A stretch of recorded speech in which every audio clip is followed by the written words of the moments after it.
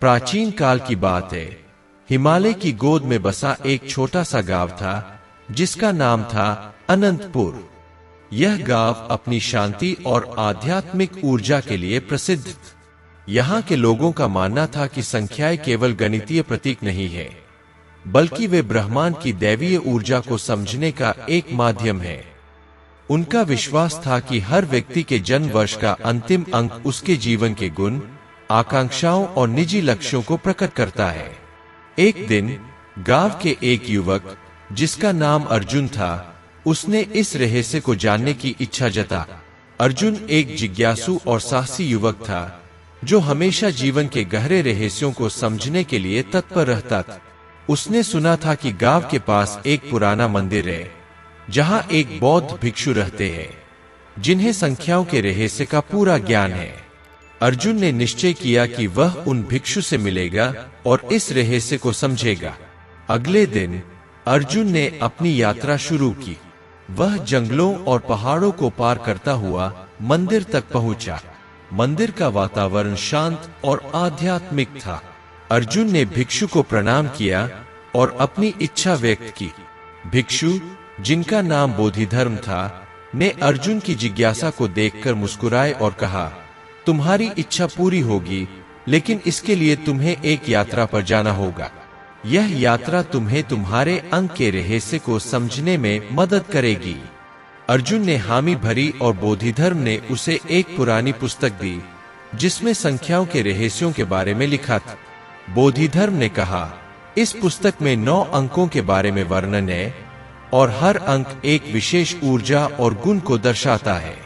तुम्हारे जन्म वर्ष का अंतिम अंक तुम्हारे जीवन के गुणों को प्रकट करेगा। अर्जुन ने पुस्तक को पढ़ना शुरू किया और पाया कि हर अंक एक विशेष अर्थ रखता है।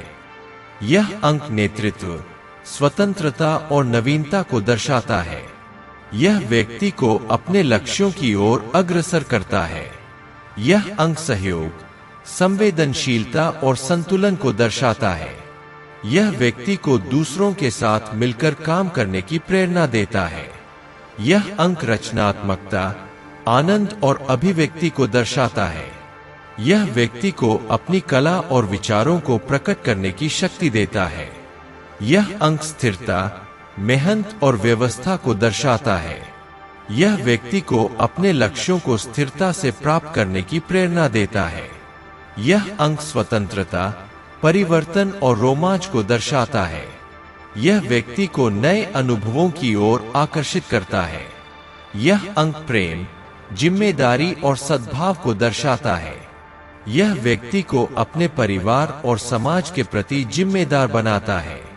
यह अंक ज्ञान, आध्यात्मिकता और गहन विचार को दर्शाता है। यह व्यक्ति को आंतरिक ज्ञान की ओर प्रेरित करता है। यह अंक सफलता, शक्ति और समृद्धि को दर्शाता है। यह व्यक्ति को अपने लक्ष्यों को प्राप्त करने की शक्ति देता है। यह अंक समापन, दान और मानवता को दर्शाता है। यह व्यक्ति को दूसरों की मदद करने की प्रेरणा देता है। अर्जुन ने अपने जन्म वर्ष का अंतिम अंक देखा जो 3 था। उसे समझ में आया कि उसका जीवन रचनात्मकता और अभिव्यक्ति के इर्द गिर्द घूमता है। उसने महसूस किया कि उसकी कला और विचारों को प्रकट करने की शक्ति उसके अंक में निहित है। बोधिधर्म ने अर्जुन से कहा, अब तुम्हें इस ज्ञान को अपने जीवन में उतारना होगा। यह यात्रा तुम्हें तुम्हारे अंक के रहस्य को समझने में मदद करेगी, लेकिन इसका सही उपयोग तुम्हें ही करना होगा। अर्जुन ने बोधिधर्म को धन्यवाद दिया और अपनी यात्रा शुरू की। वह गांव वापस लौटा और अपने ज्ञान को अपने जीवन में उतारना शुरू किए।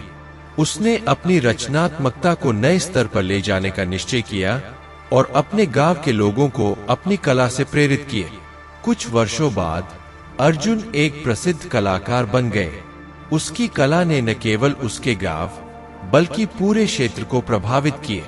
उसने महसूस किया कि उसके जन्म वर्ष का अंतिम अंक 3 ने उसे वह शक्ति दी जिससे वह अपने सपनों को साकार कर सका। अर्जुन की कहानी ने गांव के लोगों को प्रेरित किया और उन्होंने भी अपने जन्म वर्ष के अंतिम अंकों के रहस्य को समझने की कोशिश की। इस तरह अंकों का रहस्य गांव के हर व्यक्ति के जीवन का एक महत्वपूर्ण हिस्सा बन गए। यह कहानी हमें यह सिखाती है कि हर व्यक्ति के जीवन में संख्याएं एक महत्वपूर्ण भूमिका निभाती है। हमारे जन्म वर्ष का अंतिम अंक हमारे गुणों, आकांक्षाओं और निजी लक्ष्यों को प्रकट करता है। इसे समझकर हम अपने जीवन को और बेहतर ढंग से जी सकते हैं और अपने सपनों को साकार कर सकते हैं। दोस्तों, अगर आपको यह वीडियो पसंद आई है तो वीडियो को लाइक करके अपने व्हाट्सएप ग्रुप में शेयर कर दीजिए। और अभी आप इस चैनल पर नए आए हैं तो आप इस चैनल को सब्सक्राइब जरूर कर लीजिए। आपको ऐसी वीडियो रोज देखने को मिलेगी। धन्यवाद।